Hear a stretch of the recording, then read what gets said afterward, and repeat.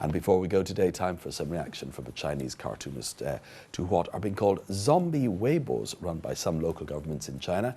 Our cartoonist today is Wu Deping. This comes from people.com, that's the website of the People's Daily. If we have a look at the picture here, we can see a zombie-like character wearing the official Mandarin dress. That's the officials from the China's imperial period. He's got a charm over his face. This generally in Chinese views of zombies means that they are frozen still and can't move. But he's got his arms out in front of him.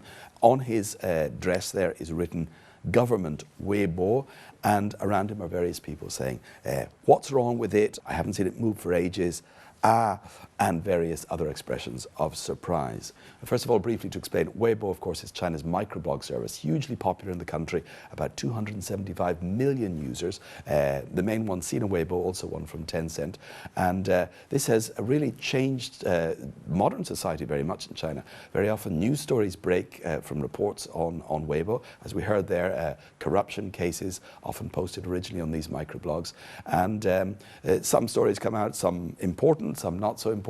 Of course, there is censorship of it, both for exterior and very much self-censorship, but it does tend to be a lot freer than many other media in China.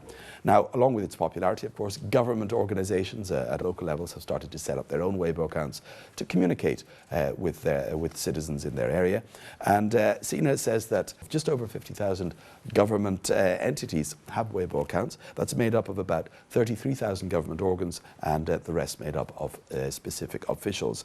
The idea is to offer information, to communicate with the public, to let them know what's going on, and many of them do that. In fact, in one city, Guangzhou Traffic Police, they update around 20 times a day, Sina said. In Jinzhong, police Weibo accounts say that they will respond to every request that they get, and they've already solved about 500 crimes, thanks in part to the help of this microblog service Weibo.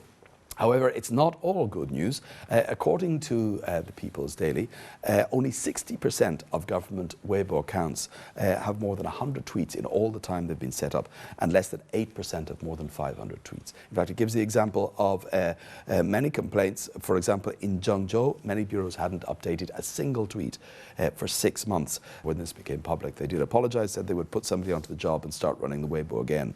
But according to the legal daily newspaper, in Chinese public opinion, around 3/4 of people feel that the Weibo accounts are simply set up by these local government organizations for show, that they have no real purpose. And they say that, for example, they'll just answer with a stock phrase if somebody asks questions such as, we'll report your situation to the relative authorities for action. The Workers' Daily recently said that the point of these government Weibo accounts is to get closer to the people, but that if they are not run properly, the opposite will be the case. And it suggests that governments might either recruit more people to run those Weibos properly or just simply shut them down.